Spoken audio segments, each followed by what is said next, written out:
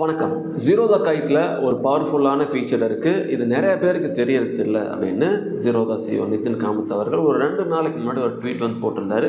அந்த ட்வீட்ல என்ன சொல்லியிருந்தாரு, அந்த ஃபீச்சர் என்ன அப்படிங்கிறது தான் இந்த வீடியோல பார்க்க போறோம். வாங்க வீடியோக்குள்ள போலாம். வீடியோக்குள்ள போறதுக்கு முன்னாடி நாங்க புரோக்கரேஜ் ஃப்ரீ ஜீரோதாவோட அஃபிஷியல் ஆத்தரைஸ்ட் பார்ட்னரா தமிழ்நாட்டில் 2012 வந்துட்டு இருக்கோம். ஜீரோதாவோட வெப்சைட்ல பாருங்க, எங்களோட பிரான்ச் ஆஃப்ஸ் எங்கெல்லாம் இருக்குதுன்னு லிஸ்ட் பண்ணியிருப்பாங்க. நீங்கள் புதுசாக ஜீரோதாவில் அக்கௌண்ட் ஓப்பன் பண்ணாலோ அல்லது உங்கள் ஃப்ரெண்டை ரெஃபர் பண்ண நினச்சாலோ நீங்கள் தாராளமாக எங்களே காண்டாக்ட் பண்ணலாம். எஸ், அந்த ட்வீட்டில் நிதின் காமத் அவர்கள் சொன்னது நிறைய பேருக்கு தெரியாத ஒரு முக்கியமான அம்சம் இது. நம்ம என்எஸ்சியில் ஸ்டாக்கை வாங்கி அதை பிஎஸ்சியில் வந்து செல் பண்ணலாம். இதே போல் பிஎஸ்சியில் ஸ்டாக் வாங்கி என்எஸ்சியில் செல் பண்ணலாம் அப்படிங்கிறது வந்து சொல்லியிருந்தாரு.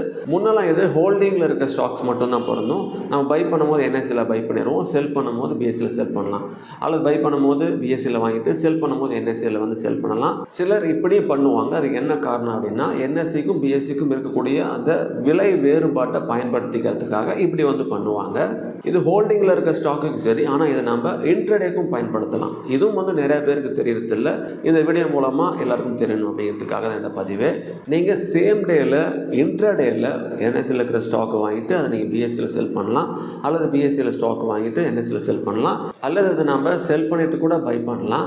இதை நம்ம எப்படி வந்து புரிஞ்சிக்கலாம் அப்படின்னா, இது ஒரு எக்ஸாம்பிளுக்கு ஏபிசிடி சம்திங் ஏதோ ஒரு ஸ்டாக் இருக்குன்னு வச்சுக்கலாம்.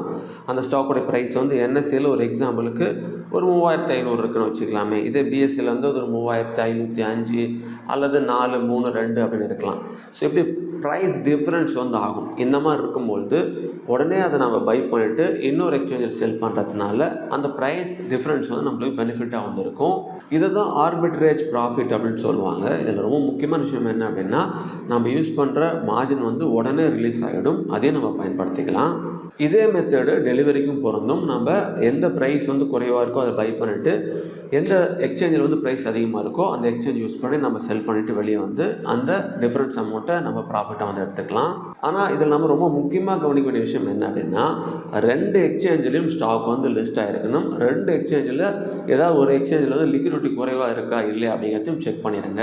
என்னதான் ஆர்பிட்ரேஜ் ஆப்பர்ச்சுனிட்டி இருந்தாலும், இன்ட்ராடேக்கு மார்ஜின் உடனே ரிலீஸ் ஆனாலும், போத் இன்ட்ராடே அண்ட் டெலிவரிக்கு இதை நம்ம பயன்படுத்திக்கலாம் அப்படின்னு இருந்தாலும் உடனே நம்ம இதில் கண்ணு மூடிட்டு ட்ரேட் பண்ணிடக்கூடாது.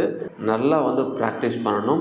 ஏன்னா டிஃபரன்ஸ் எவ்வளோ ப்ரைஸ் டிஃபரன்ஸ் இருக்குன்னு நீங்கள் தெரிஞ்சுக்கணும். சிலது வந்து 5 பைசா 10 பைசா 30 பைசான்னு இருக்கும், 1-2 இருக்கும். அதெல்லாம் உடனே ட்ரேட் பண்ணாமல் கொஞ்சம் பொறுமையாக வாட்ச் பண்ணிவிட்டு அந்த ஸ்பீடு உங்களால் மேட்ச் பண்ண முடியுதான்னு செக் பண்ணிவிட்டு அதுக்கப்புறம் இந்த ஆப்பர்ச்சுனிட்டி பயன்படுத்த முடியுதாங்கிறத டெஸ்ட் பண்ணி பாருங்கள். அதுவும் எடுத்துகிட்டு நிறைய குவான்டிட்டி வாங்காமல் 1-2 குவான்டிட்டி, ஒரு 10 குவான்டிட்டி அப்படி சின்ன குவான்டிட்டிலேருந்து ட்ரை பண்ணி பாருங்கள். அந்த ஸ்பீடு உங்களுக்கு ஒர்க் ஆகுதா, அது பயனுள்ளதாக இருக்கான்னு நீங்கள் பேக் டெஸ்ட் பண்ணி தெரிஞ்சதுக்கப்புறமா இதை லைவுக்கு இன்னும் வந்து அதிக குவான்டிட்டியை பயன்படுத்தலாம். ஸோ இந்த இன்ஃபர்மேஷன்லாம் சொல்லணும் அப்படிங்கிறதுக்காக இந்த பதிவு. ஸோ அடுத்த ஒரு நல்ல பதிவில் மீண்டும் உங்களை சந்திக்கிறேன். Invest wisely for better future. Thank you.